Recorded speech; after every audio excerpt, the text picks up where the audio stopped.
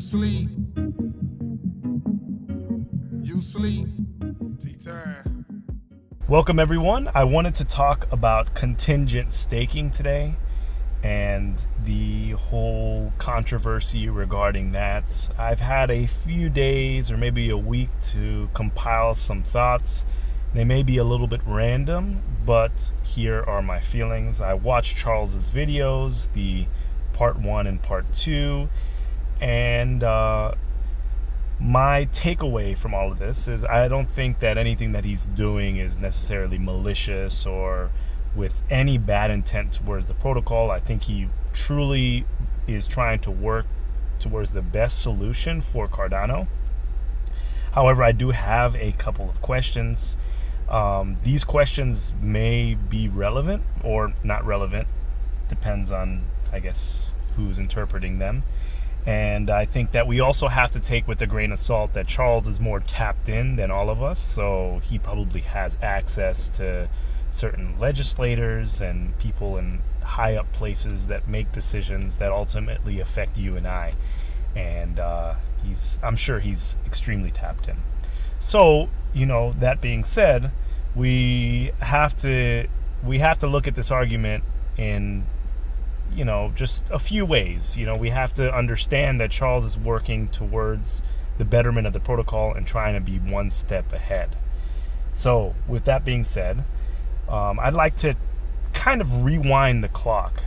If you're familiar with Cardano since like 2017, the advent of the protocol, you knew that IOG, formerly known as IOHK, they actually started Cardano, or the ICO was in Japan.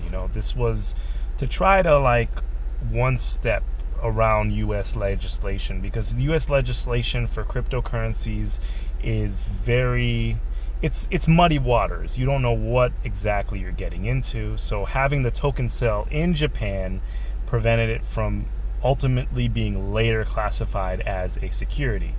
And I think that this was one of the best moves Charles could have done, because legislation in this country and it's not a pretty sign. We would have just had SEC troubles now or a year ago or whenever. So this was a good move to preemptively, it was like a preemptive strike in order to future-proof Cardano. But now I feel like we're doing a slight 180, because at the same time that we had the ICO in Japan to try to not so much skirt U.S. regulation, but just trying to avoid the nonsense that comes with, SECs telling you that you're a security, having to pay fines, this and that. And that would have opened up a whole can of worms. But now we did that. So we're kind of admitting that the legislation or the body of work regarding cryptocurrency or blockchain is muddy in the United States, but now it's like we're trying to take preemptive decisions or preemptive strikes in order to prevent, or in order to work in the parameters of the SEC, work in parameters with the government. And I just don't understand why we didn't do that. We took our own direction before, but now we're taking the direction of legislation and the legislators that pass laws, if I'm making sense. So it's like we're doing one thing one way and then another thing this way. So that might be because things are a little bit more clear at this point in the game. But I don't know. I don't know what your thoughts are about that. I also have thoughts about privacy, and Charles made these two Venn diagrams, or these two diagrams, two circles with two different arguments. One that's pro-government, working within the realms of government, and then the second bubble is maybe complete anarchist and not trying to work within the parameters of the government. And that anarchist model doesn't really make sense in this context, because Cardano or ADA was never a privacy token. So if it was like Monero or something, I'd understand that, but it was never a privacy token to start off with. So it's skirting those laws, or trying not to work at all with the government, or trying not to work at all with future legislation doesn't make much sense. But I think he forgot to put a third circle in there that would be like a Venn diagram, and it would connect both of those circles. And that's the person that's where I feel like I am. One foot in like trying to carve your own path, and then another foot in working with future legislation, or trying to future proof it. So yeah.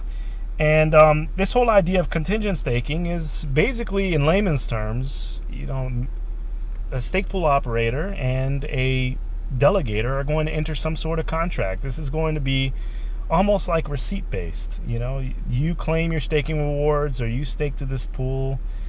Stake pool operator signs a transaction. You sign a transaction on your end, and all of a sudden we're in this Visa model, or this receipt model of staking. And it's a very interesting place to be, because that comes with a whole new set of problems. And maybe I'm overthinking this, but let's say we have another, investment banker or someone that's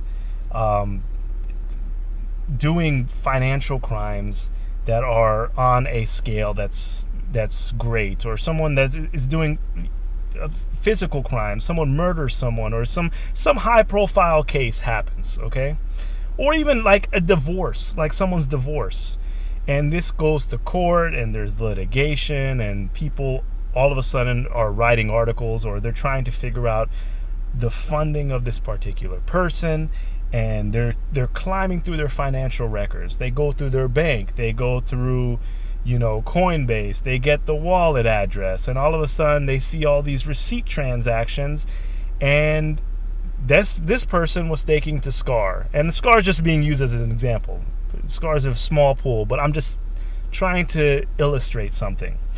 And then all of a sudden, I'm tied to it, or everyone that's delegated within the pool is tied to this case. Like, oh, this person was facilitating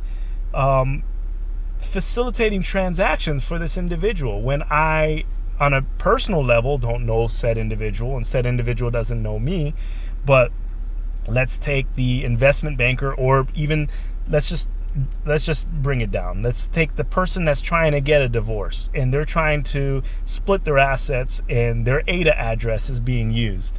So all of a sudden they're staking to SCAR, and all of SCAR's information is within this case now. Like, it's like, oh, you have receipts now. Look at all the receipts that you're getting. You're claiming rewards once a week, once every other month.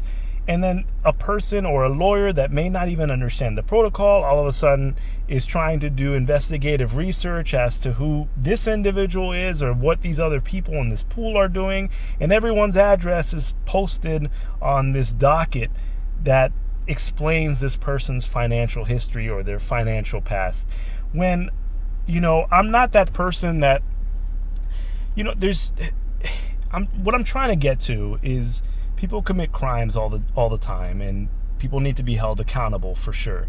But I don't want to be dragged into people's problems, and I don't think you should be dragged into people's problems by happenstance just because you're affiliated or associated with a certain stake pool. And I think that's where this ultimately leads. This is where it ultimately leads. This is the receipt. This is the Visa receipt transaction for blockchain. So when there's an issue, when there's a problem, and I'm not saying there's going to be a problem with a particular pool or a certain individual within a pool, but eventually there's going to be something that happens, some high profile case, and then they're going to figure out they delegated to this place. And then what if it's an extremely infamous case, and you have like the New York Times doing investigative research and posting everyone's address associated with this particular pool, or certain receipt transactions between the stake pool operator and the delegator. It hurts the operator, but your address may be posted too. You never know. This is a receipt. It's a receipt. And just like when you do something, you go to the grocery store and you purchase items, you swipe your Visa card or your MasterCard or your American Express card, you have that financial history with your bank, you have a little receipt that comes out, and you know the store knows you purchased from there, and you know you purchased from there, which is fine. But at the end of the day, when things get uncovered, or you may have a divorce or something, all these little things may come up. You may have to share bank statements. You may have to share this. You may have to share that. So this is a whole privacy issue. And I'm a big proponent of privacy. It's not about skirting the law whatsoever. It's about making transactions applicable or available to people on a need-to-know basis. So if there's a way to make this information opaque and just limit it between the offending party and whatever other party, then that's good. But I doubt that's going to happen, because there's freedom of information out there, and if you get one address, you can figure out pretty much the history of that particular address, which pool they were delegated to, and lots of different information. So I don't know. Those are my thoughts. It was rambling, but yeah, I mean, and once again, I may not understand this. I may not have the depth of understanding of how we can skirt this, or how we can move away from or how we can move towards offering a semblance of privacy to both the operator and the delegator. But I do feel like it is invasive, and it will be interesting to see moving forward. That being said, do we have a choice? I don't know. I don't know. I don't know how legislation is moving. People in the United States are once again, I feel like, being punished for this situation, and it's unfortunate. And this is not Charles's fault or this person's fault. It's kind of like legislation is up in the air, but I don't necessarily think it's. I don't know if it's in the best interest of the protocol to make preemptive decisions, or tell the SEC or tell the government exactly what blockchain can do, or what this protocol can do to help them. I think it's a burden of proof on them to try to figure that out. And I don't know. What are your thoughts about this? Regardless, SCAR is going to continue moving forward, and if we have to do some sort of KYC for stake pool and delegator transactions in moving forward, I'm a U.S. citizen. It's going to be done. Reluctantly, but it's going to be done. We're going to continue operating the pool, and I don't know. And then the European pools, or the Asian pools, or the African pools, or the South American pools, do they have this? Are they going to be under the same law? Is it giving them an unfair advantage? I don't know. So those are my questions. Long video, and but I'd love to hear what you think in the comment section, and I hope you have a beautiful rest of your Monday, and enjoy the rest of your week. All right, thank you.